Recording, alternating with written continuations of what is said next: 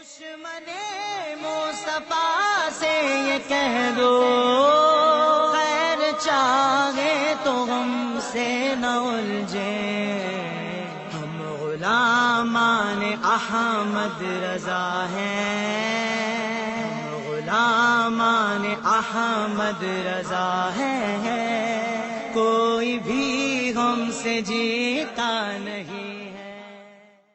السلام علیکم ورحمۃ اللہ وبرکاتہ۔ الحمدللہ الذی وکفی وسلام علی عبادہ الذین اصطفی، اما بعد فاعوذ باللہ من الشیطان الرجیم، بفضلک بسم اللہ الرحمن الرحیم، فاذکرونی اذکرکم واشکروا لی ولا تکفرون۔ آمنت باللہ صدق اللہ العظیم وصدق رسولہ النبی الامین المتین المبین المختار الکریم، ونحن على ذلك شاكرين، والحمد لله رب العالمين۔ غوث عالم بمنے بے سر و ساما مدد قبلہ دین مدد کعبہ ایمان مدد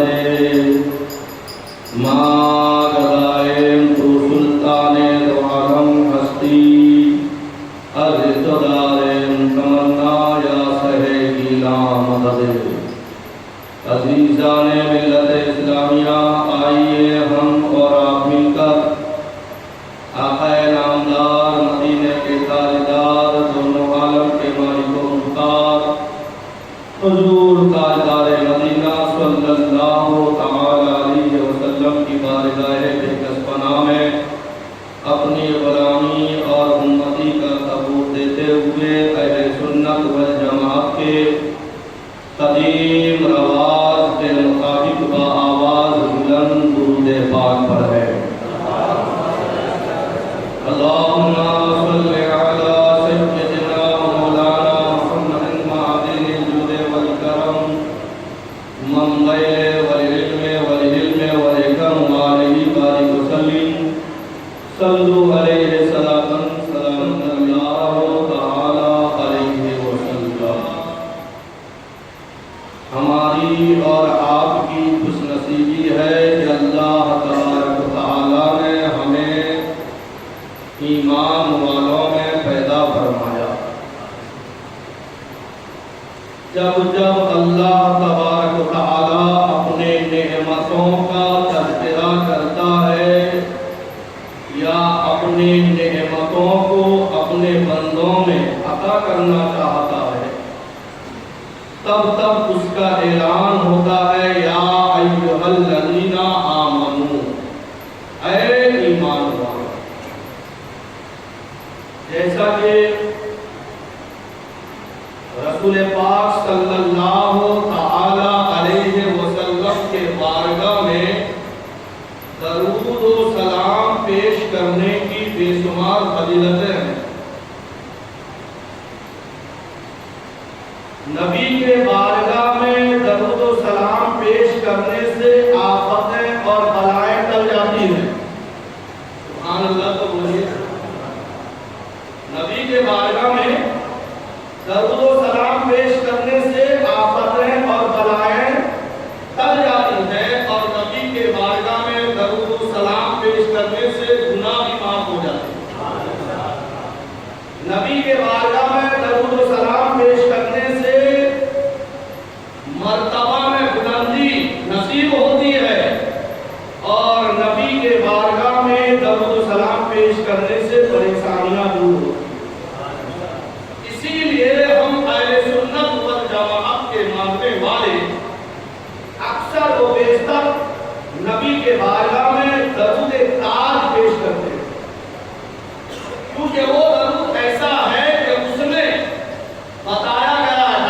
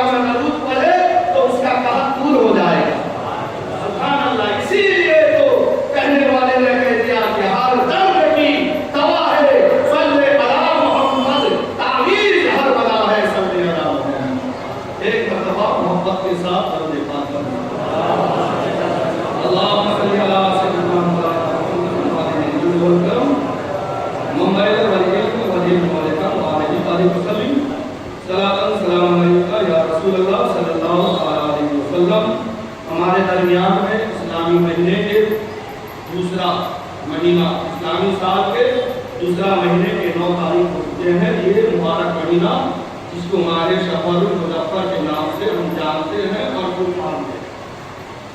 کتنے لوگ مانتے ہیں مار اللہ اس کو غلط طریقے سے، جس کے سبب اس مہینے میں کوئی لوگ اچھا کام کرنے کو پسند نہیں کرتا۔ خیر، یہ ان کی سوچ ہے، یہ ان کی فکر ہے، اور اکثر و بیشتر عوام ہے یہ مشہور ہے کہ اس مہینے میں بلائیں نازل ہوتی ہیں۔ تو کیا خالی یہی مہینے میں بلائیں نازل ہوگی، باقی مہینے میں نہیں؟ ذرا سوچیے، اللہ تبارک و تعالیٰ نے 3000 مصیبتیں، آفتیں، بلائیں، بیماری کو پیدا کیا۔ کتنے؟ 3000۔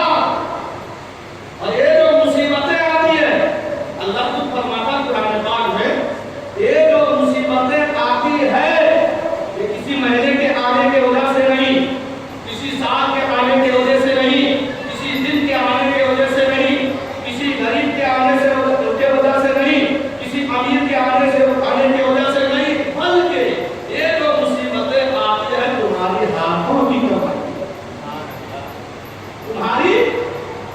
اب ظاہر بات ہے کہ یہ ہاتھ سے اگر آپ نے کسی کو خیرات کر دیا، یہ ہاتھ سے آپ نے کسی کو خیرات کر دیا، پتہ مصیبتیں آئے گی، نعمتیں آئیں گی، نعمتیں آئیں گی۔ اور کسی ہاتھ سے اگر آپ نے باپ کو تھپڑ مار دیا، ذرا سوچیے، کسی ہاتھ سے آپ نے کوئی غلط کام کر دیا، کسی ہاتھ سے آپ نے کسی یتیم کو دھتکارا، کسی ہاتھ سے کسی یتیم کا مال کو دبایا، تو اب نعمتیں نہیں آنے والی، آفتیں آنے والی ہے۔ تو پتہ کیا چلا، یہ مصیبتیں ہماری کردار کی وجہ سے، ہماری کرنی کی وجہ سے، ہمارے اعمال کی وجہ سے آتی ہے، کسی مہینے کے آنے کی وجہ سے نہیں، بلکہ اللہ تعالیٰ کا فرمان ہے، اے محبوب، ہر آنے والی گھڑی پچھلے گھڑی سے بہتر ہوگی۔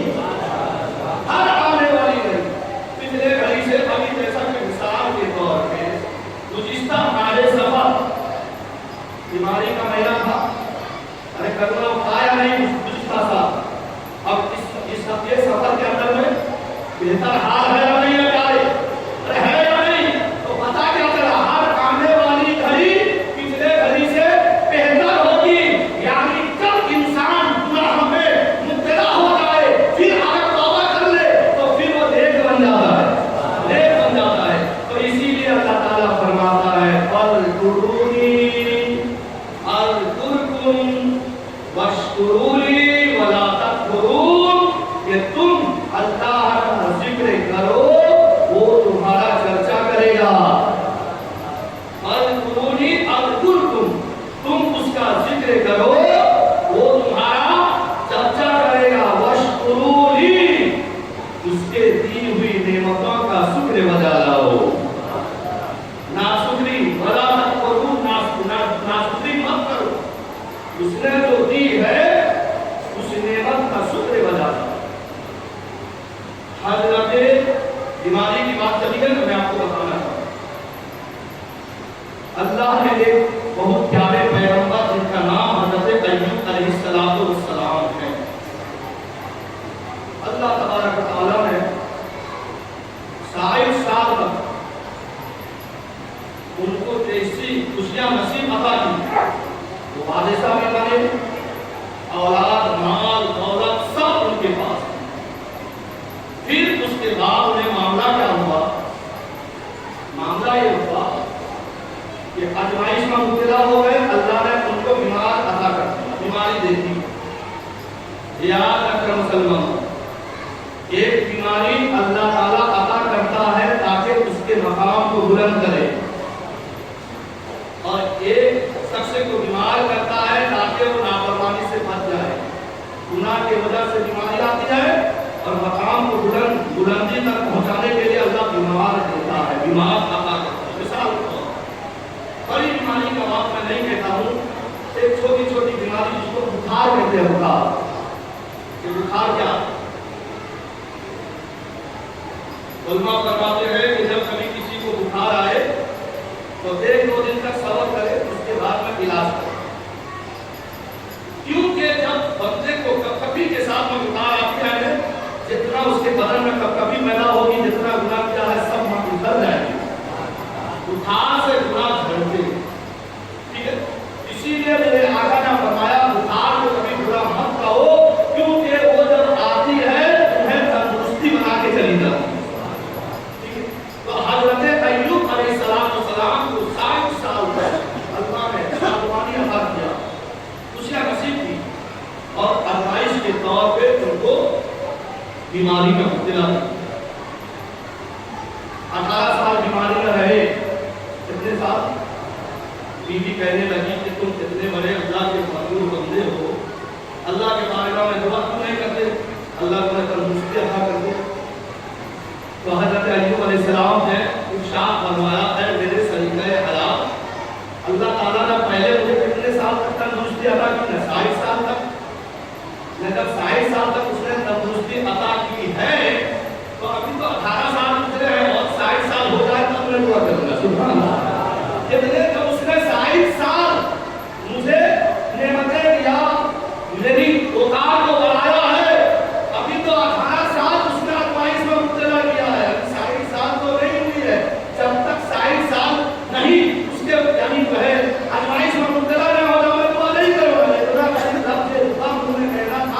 अल्लाह ताला ने उसी वक्त उनको तंदुरुस्ती अता की। लेकिन आज हमारा हाल क्या है? आज हमारा हाल क्या है? जरा सी तकलीफ होगी, अगर किसी साहब आए, मौलाना साहब खैरियत तो है, अरे क्या करूँ सर में बहुत पहले सिकवा, यही सिकवा हमें नाकामी के मंजिल तक पहुंचाती है। हजरत हसन बसरी, हजरत राबिया बसरी रज़ियल्लाहु ताला अन्हा के पड़ोस में एक नौजवान रहता, 35 साल उसकी उम्र थी। कितनी? 35 साल उम्र थी। एक दिन हजरत राबिया बसरी ने देखा कि वो अपने माथे पे एक पट्टी बांधा हुआ है, कहता हुआ आओ बका करता जा रहा था। तो हजरत राबिया बसरी ने बताया, बेटा इधर को आओ, क्या मामला है? सर में बहुत दर्द है, जिसके सबब सर फटा जा रहा है, तो मैं इसके लिए पति मांगा। देखा तेरी उम्र कितनी है? 35 साल। 35 साल 35 साल के अंदर में कभी तेरे सर में दर्द हुए थे या नहीं? तो हजरत राबिया बसरी कहते हैं कि अभी सिर्फ एक दिन मुसीबतें आई, तो 35 साल के खुशियां तो तू भूल गया, और एक दिन का मुसीबत का लंगोरा पीटता है, यही तो उसका नाशुक्री है। अरे 35 साल का शुक्र अदा कर, क्या मौला तेरा शुक्र है कि 35 साल हो गए, अभी तक तूने मुझे कोई बीमारी नहीं दी थी, अभी अगर बीमारी आ गई है, कोई अगर अदा तुझे पसंद नहीं, उस अदा से तौबा करता हूं, मुझे तंदुरुस्ती अदा कर दिया, उससे तंदुरुस्ती अदा कर दे, उस शुक्र को यानी जो है उस नेमत का शुक्र अदा करो, ताकि ये परेशानियां दूर हो जाएगी। लेकिन हम तो बस शुक्र को भूल गए, नाशुक्री में मुब्तला हो गए, तो फिर वो परेशानी पर परेशानी आती है। फिर जाके यार देखा, मैं कहता हूँ बेटे का निकाह मंत्री का सफर में मत कर, तुमने क्या देखा ना ऐसा होता है, मामला आ गया यहाँ पे, लेकिन हम उससे नाशुक्री कर रहे हैं, वो हमारे लिए रहमत का दरवाजा बंद कर रहा है, और हम अपने रिश्तेदार को ताना दे रहे हैं। ये देखा ना, मैं कहता हूँ कि आज ये बिल्डिंग का काम मत कर, तूने सफर में किया तो देख तेरा ऐसा नुकसान हो रहा है। ये सब सोच और फिक्र की मामला है। प्यारे नबी पाक ने अल्लाह सलाम अलैका या रसूल अल्लाह सल्लल्लाहु अलैहि वसल्लम। हजरत लुकमान हाकिम ये भी एक अल्लाह के बंदे बंदे थे, और अल्लाह ताला ने उनके नाम का कुरान पाक में बहुत बड़ी सूरत भी नाजिल किया, सूरह लुकमान। एक दिन उन्होंने अपने साहबजादे से वसीयत नसीहत कर रहे थे, बेटा मुसीबत आए तो सब्र करना, मुसीबत आए तो सब्र करना, क्योंकि हर छोटी मुसीबत देकर अल्लाह बड़ी मुसीबतों को टाल दे। ये नसीहत करते थे, बहुत सारी नसीहत। बस ये वाकयात को तवज्जो के साथ समाप्त कर रहे, इंशाअल्लाह ताला मैं आपको गुफ्तगू को खत्म करने की कोशिश करूंगा। मोहतरम हज़रात, तो एक दिन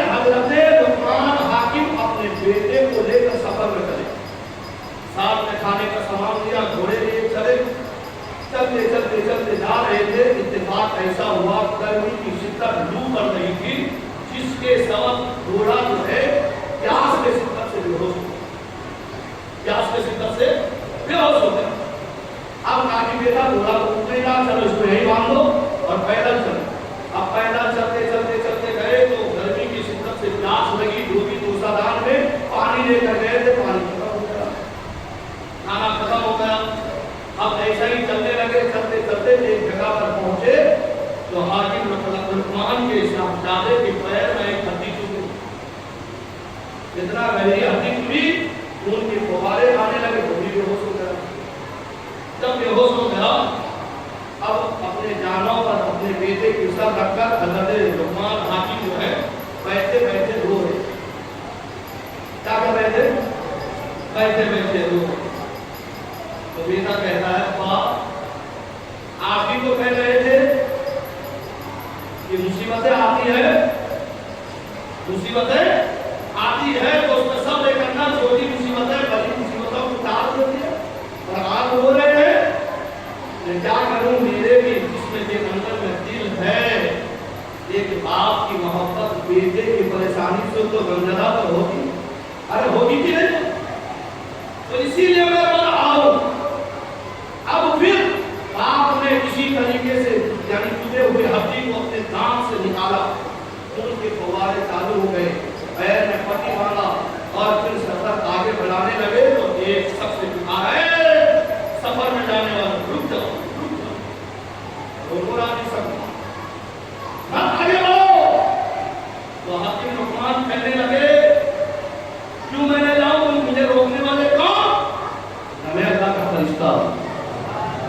यहीं पे रुक जाओ, तुम्हारे लिए खाने का भी इंतजाम हो जाएगा, तुम्हारे बेटा तंदुरुस्त हो जाएगा, तुम्हारा जो घोड़ा बेहोश पड़ा है वो भी सब ठीक हो जाएगा, लेकिन आगे मत बढ़ो। क्यों? ये जो तुम्हें मुसीबतें आई, जानते हो क्यों आई? कि अल्लाह ताला ने मुझे उस मोहल्ले में, उस गांव में आजाद नाजिल करने के लिए भेजा, और मैं उस रास्ते से आया तो देखा तुम उसी गांव की तरफ जा रहे हो, आजाद की तरफ जा रहे हो। तो लिहाजा मैंने अल्लाह के बारगाह में दुआ की, मौला ये बाप बेटे कोई गुनहगार नहीं है, ये नेकोकार है, अभी अनजाने में उस रास्ते पे जा रहे हैं जहां पर तेरा अजाब नाज़िल होने वाला है। मौला इनको छोटी मुसीबतें देकर मौला उस बड़ी मुसीबतों से बचा ले, क्योंकि अगर वो उस शहर में चले जाएंगे, तेरा अजाब नाज़िल होगा तो ये भी हलाक हो जाएंगे। मौला छोटी मुसीबतें दे दे और इनकी यानी बड़ी मुसीबतों को टाल दे। तो जब मैंने दुआ किया, वो मेरी दुआ का यानी असर था, तुम्हारा घोड़ा बेहोश हो गया। मेरी दुआ का असर था, तुम्हारे बेटे के पैर में हड्डी टूटने लगी। मेरी दुआ का असर था कि तुम्हारे सब पानी रास्ते में, खाना पीना खत्म हो गया, और अभी जो तुम देख रहे हो ये धुआं उठ रही है, इसीलिए धुआं उठ रही है कि मैं तुम्हारे रास्ते में आग डालने के लिए अल्लाह के बारगाह में दुआ की कि मौला यहाँ पे इनके लिए बंदिश कर दे ताकि ये हद से आगे न बढ़े। अगर आगे बढ़ेंगे तो ये भी उस अदाब में मुबतला हो जाएंगे। ये सब मेरी दुआ का वजह है। तो हज़रत लुकमान हाकिम अली गनी रज़ियल्लाहु ताला अन्हु ने अपने बेटे से कहा, देखा बेटा, मैं जो कहता था वो बेशक बरहक है कि हर छोटी मुसीबतें अल्लाह देकर बड़ी बड़ी आफतों को टाल देता है। ये जो छोटी मुसीबतें आई, अगर आज हम यहाँ पे रुकने जाते तो हम उस मोहल्ले में चले जाते तो अल्लाह का बड़ी मुसीबतें आकर हमें भला कर देती, तो ये छोटी मुसीबतें आकर अल्लाह ने हमें बचा दी। जब से हमने अल्लाह की आजमाइश में नाकाम होने लगे, तब से हम बड़े बड़े आफतों के शिकार हो रहे हैं। इसलिए अल्लाह ताला इरशाद फरमा दिया, फज़कुरूनी अज़कुरकुम वश्कुरूनी वला तकफुरून, तुम मेरा जिक्र करो, मैं तुम्हारा चर्चा करूंगा, तुम मेरी दी हुई नेमतों का शुक्र अदा करो, नाशुक्री मत करो। तो लिहाजा अल्लाह के बारगाह में दुआ करें कि अल्लाह ताला हमें और दुनिया के कुल मोमिनीन को अल्लाह के अता करदा नेमतों का शुक्र बजा रहने के लिए तौफीक अता फरमाए।